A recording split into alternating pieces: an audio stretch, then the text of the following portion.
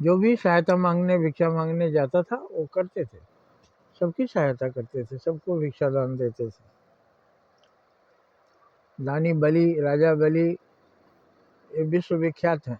सृष्टि में एक विख्यात व्यक्तित्व हुआ राजा बलि, लेकिन वो भी ठगे गए।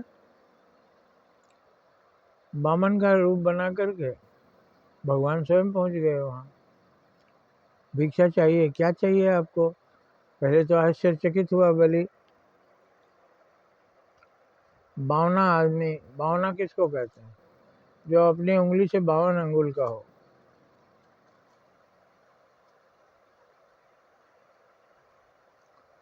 तो वो बामन रूप धर के पहुंचे और हमको 3.5 कदम जमीन चाहिए। राजा बलि ने सोचा ये कुछ भी मांग सकता था, इतना क्यों कम मांगा? 2-4 बीघा एकड़ जमीन मांग लेता, एक कुटिया बनाता और चारों तरफ बगीचा लगा के रहता वहाँ।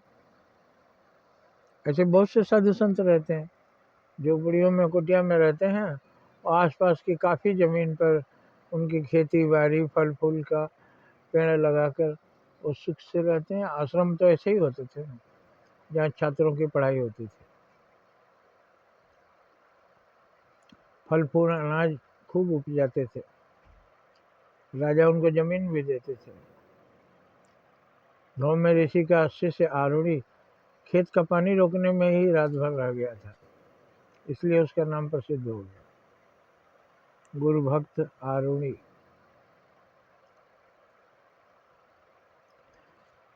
तो राजा बलि ने कहा ले लीजिए 3.5 कदम जमीन, और फिर उन्होंने ठग लिया। एक कदम में धरती नापा, दूसरे कदम में आकाश नापा, तीसरे में पाताल नापा, आधा कदम और चाहिए, उनका आधा शरीर ही नाप लिया। तो ठगे गए ना राजा बलि। उनका क्या दोष था?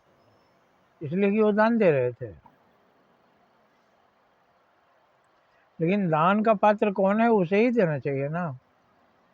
जो मजबूर हो, लाचार हो, जो कुछ कर सकता है वो हराम का मांगता है, तो उस हराम को नहीं देना चाहिए, क्योंकि उसके अंदर कुछ हरामीपना छिपा हुआ है, कुछ धोखा देने वाला है, उसके मन में कुछ छल कपट है, उससे बचना चाहिए।